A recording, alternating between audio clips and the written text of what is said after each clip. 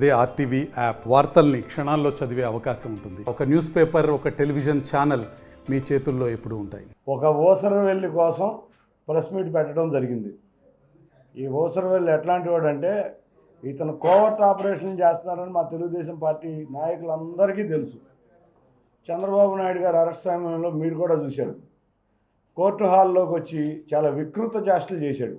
అంతేకాకుండా నేను చంద్రబాబు నాయుడు గారి మనిషిని, నేను ఎన్నో పూజలు చేశాను వారి కోసం అని చెప్పి లోకేష్ గారికి ఇంటికి తీసుకెళ్ళి మరి కుటుంబ సభ్యులందరూ కలిసి వారికి ఒక రక్షణ బంధం కట్టి ఇటువంటి గొప్ప నాయకుడు జైల్లో ఉన్నారని అందరూ కన్నీళ్ళు పెట్టుకుని ఇవాళ వచ్చి ఏమో మాట్లాడతాడండి.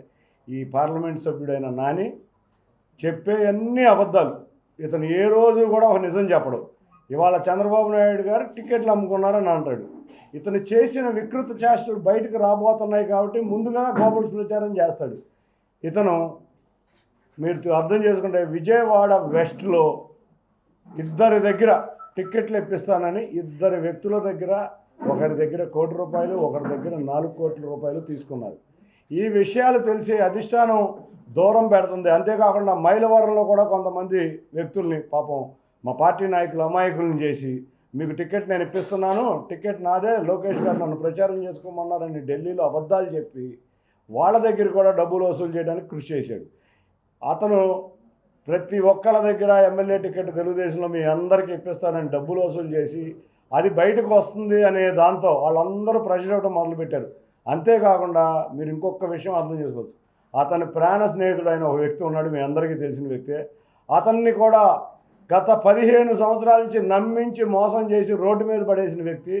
తన కుటుంబ శుభకార్యాలకు కూడా అటువంటి వ్యక్తి దగ్గర డబ్బులు తీసుకొచ్చి కుటుంబ శుభకార్యాలు వాడి అతనికి డబ్బులు ఇవ్వకుండా వాళ్ళు అతని పరిస్థితి కూడా రోడ్డు మీద జగదార్చిన పరిస్థితి. ఇతను ఫైనాన్స్ కంపెనీలే అనుకుంటారేమో, ఇంకా చాలా ఉన్నాయి ఇటువంటి విషయాలు.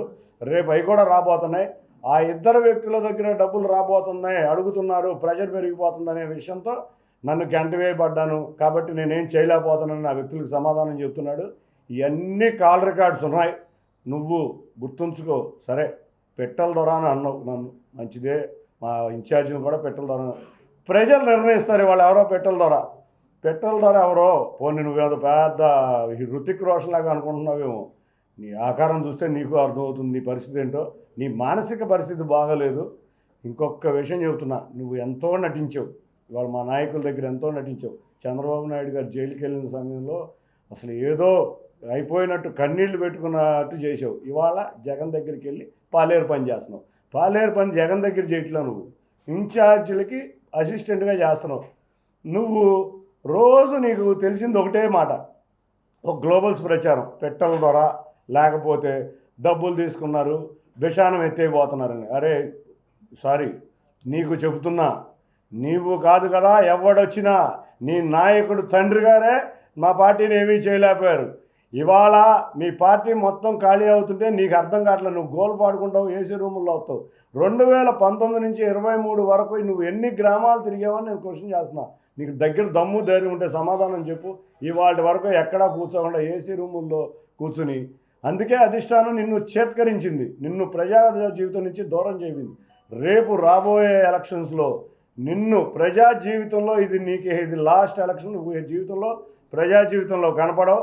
అంతేకాకుండా నీవు మా నాయకుడిని, నేను నీకు మొన్న కూడా చెప్పాను, ఆయన అడిగే క్వశ్చన్కి ఏ రోజు నీ దగ్గర సమాధానం లేదు కాబట్టి నువ్వు దాటేస్తా మా నాయకుడిని విమర్శిద్దామని చూస్తున్నావు. సరే, మీ నాయకుడు ఒక సైకో కాబట్టి మా నాయకుడిని విమర్శిస్తే ఆ సైకో ఆనందం పడతారు కాబట్టి ఈ పిల్ల సైకోలందరితో కలిపి నువ్వు ఇంకో సైకోలాగా తయారయ్యావు.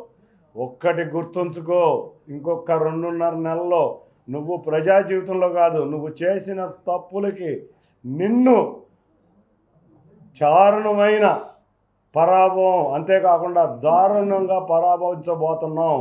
తెలుగుదేశం నాయకులు, కార్యకర్తలను అన్యాయంగా నువ్వు చేసిన, నువ్వేమంటావు సౌమ్య గారి గురించి, ఆవిడ గురించి నువ్వు మాట్లాడతావా?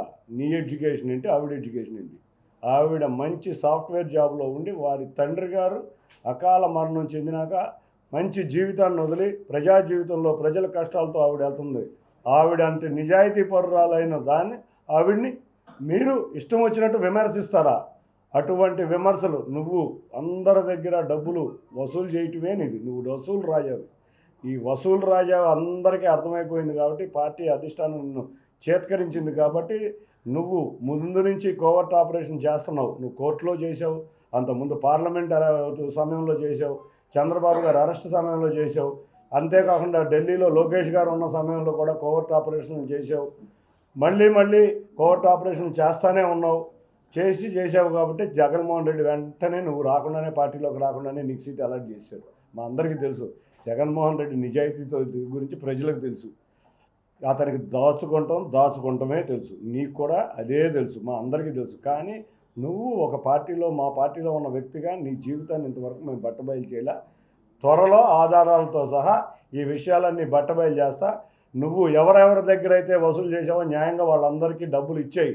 టికెట్లు ఆశ చూపించి నువ్వు ఎట్టా వసూలు చేసావు నువ్వు ఇచ్చేయి, లేకపోతే వాళ్ళే మీ దగ్గరికి వచ్చి చాలా తీవ్ర పరిణామాలు ఉంటాయని హెచ్చరిస్తున్నాను. కోర్టు హాల్లో మీరే చూశారు కదా, బెయిల్ వచ్చేసిందని చెప్పి. బెయిల్ రాకుండా అక్కడ ఉన్న ప్రతి ఇన్ఫర్మేషను జగన్మోహన్ రెడ్డికి పంపిస్తా.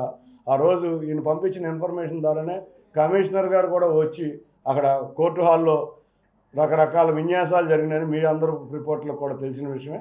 కాబట్టి ఈయన అక్కడి నుంచి కోవర్ట్ ఆపరేషన్ చేశాడు. అంతేకాకుండా ఢిల్లీ వెళ్ళి మేము న్యాయ సలహాలు ఎట్లా తీసుకుంటున్నారు, లోకేష్ గారు ఏ లాయర్ని కలుస్తున్నారు, ఏ విధంగా కేసులో సమాధానం అయిపోతున్నారు, ఇవన్నీ వైసీపీకి చేరవేర్చాడు. ఆయనకి తెలిసిన రాజకీయం అదే కదా. ఆ 2 వ్యాఖ్యలు, ఒకటి పెట్టెల ద్వారా, రెండోది వెళ్ళిపోతారని. ఇప్పుడు సిద్ధం పోస్టులు రెడీ అయినాయి. ఆ సిద్ధం పోస్టులకి మేము ఏమంటున్నారంటే మేము పారిపోవడానికి సిద్ధంగా ఉన్నామని వాళ్ళ నాయకులు అందరూ చెబుతున్నారు. అసలు మీరు చూస్తే చంద్రబాబు నాయుడు గారిని కలవాలని వైసీపీ నాయకులు తహతహలాడుతున్నారు. వాళ్ళందరూ పారిపోవడానికి రెడీగా ఉండి తెలుగుదేశం గేట్లు ఓపెన్ చేస్తే వచ్చేయడానికి రెడీగా ఉన్నారు. కాబట్టి ఎవరు పారిపోతారో చూద్దాం. తాడేపల్లి ప్యాలెస్ను వదిలి ఈయన విజయవాడను కేసినేని భవన్ను వదిలి పారిపోతారు. ఏ రోజు ఈయన ప్రజల్లో కనపడిన వ్యక్తి. మీరే చూశారు 2019 నుంచి 23 వరకు ప్రజా జీవితంలో ఎక్కడా కనపడిన వ్యక్తి. ఆఫీసు గేటు కూడా బయటకు దాటి వెళ్ళిన వ్యక్తి కాదు. ఎవరిని గౌరవించుకోని వ్యక్తి. ఈవెన్ మీలాంటి జర్నలిస్టులు కూడా ఏ రోజు గౌరవించిన వ్యక్తి. అహంకారంతో మాట్లాడే వ్యక్తి. అహంకారం కూడా కాదు, పచ్చగా ఒక చెట్టు ఉన్న పచ్చగా ఉన్న చెట్టును కూడా భరించలేని విపరీతమైన మనస్తత్వం, దాన్ని సైకో మించిన మనస్తత్వం. జగన్మోహన్ రెడ్డిది సైకో మనస్తత్వం అయితే ఇంకా అంత మించిన మనస్తత్వం అయితే ఉందంటే అది ఈ వ్యక్తిదే అని నేను ఘంటాపదంగా చెప్తున్నాను. విజయవాడ ఎంపీ సీటే మారుతారని అందరూ చెప్పుకుంటుంటే వైసీపీ క్లారిటీ ఇంకా రాలేదు. విజయవాడ ఈయనకి ఇవ్వడానికి ఆ జగన్కే ఇష్టం లేదు. ఏదో ఎవరైతే విమర్శిస్తారో వాళ్ళని ముందు నుంచోబెట్టి తిట్టించి వేరే వ్యక్తి, ఆయనకు కూడా తెలుసు ఇతని దగ్గర జనం లేరు, ఇతను ఏ రోజు ప్రజా జీవితంలో లేడు, ఇతను పట్టుమని ముగ్గురిని కూడా తీసుకురాలేకపోయాడు. కాబట్టి ఏదో తెలుగుదేశం నుంచి 60% తీసుకొస్తానని డబ్బాలు కొట్టుకుని వెళ్ళాడు అక్కడికి. అన్నీ డబ్బాగా ఊర్లు అని చెప్పి వాళ్ళకు కూడా అర్థమైంది. కాబట్టి ఈయనకి సీట్ లేదని మేమందరం అనుకున్నాం. ఈయన ఎప్పటికైనా అవినాష్కో లేకపోతే వెల్లంపల్లి సీనుకో లేకపోతే ఇంకెవరైనా వ్యక్తికో ఇతను అసిస్టెంట్ కింద పనిచేయాల్సిన వ్యక్తే. ఇతనేమి ప్రజాబలం లేని వ్యక్తి అని వాళ్ళకి కూడా అర్థమైంది. చూస్తే కేసినేని భవన్లో ఒక్క మనిషి కూడా కనపడే పరిస్థితి లేదు. మీరే చూస్తున్నారు రోజు అటు ఇటు వెళ్తుంటే. అది అతని పరిస్థితి. అంత ఎంపీ కింద 10 సంవత్సరాలు చేసిన వ్యక్తికి అంత దయనీయంగా ఉన్న వ్యక్తి నేను ఎక్కడా చూడలే. ఈవెన్ మల్లాది విష్ణు గారు కూడా బయటికి వెళ్ళినప్పుడు అట్లీస్ట్ కొంతమంది కార్పొరేటర్లు అన్న నిరసన కార్యక్రమాలు చేశారు. ఈయన ఎవరో ఆహ్వానించట్లేదు, ఈయన ఎవరో ఉండమని కూడా అడగట్లేదు. కాబట్టి ఇటువంటి ప్రెస్ ముందుకు వచ్చి విపరీతమైన వ్యాఖ్యలు చేస్తే నేను ప్రెస్లో ఉంటాను అని అనుకుంటున్నాడు. కాబట్టి ఇటువంటి విపరీతమైన వ్యాఖ్యలు ఈయన నాయకులకి ఇక్కడ ఇవాళ ఉన్న అందరూ సైకోలు ఒక పార్టీ చెంతం చేరారు. ఈ సైకోలు అందరూ కూడా ఒకే మనస్తత్వం కలిగారు కాబట్టి ఒకే చోట చేరారు.